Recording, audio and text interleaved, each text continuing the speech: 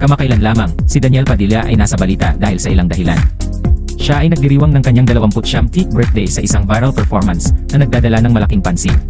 Sa panahon ng kanyang partido, kinanta nito ang "Hinahanap-hanap Kita" at playfully binago ang lyrics na humantong sa mga spekulasyon at mga talakayan sa gitna ng mga tagahanga. Bilang karagdagan, inilunsad ni Daniel ang isang bagong theme park na tinatawag na J Castles sa Tanawan, Batangas.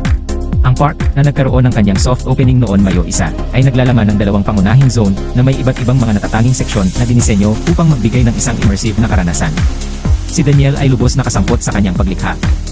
Tagagawa na ito ay nag-aalok ng isang bagay-bagay mula sa mga tipikal na amusement parks sa isang personal na tanda. Mayroong ilang media na pansin sa kanyang relasyon sa kanyang dating girlfriend Catherine Bernardo. Pagkatapos ng kanilang paghiwalay noong Nobyembre 2023, si Catherine ay nagsalita tungkol sa kanyang paglalakbay patungo sa pagpapagaling at kapatawaran. Samantala, si Daniel ay patuloy na aktibo sa kanyang karera at mga negosyo na nagpapakita ng kanyang kapaki-paki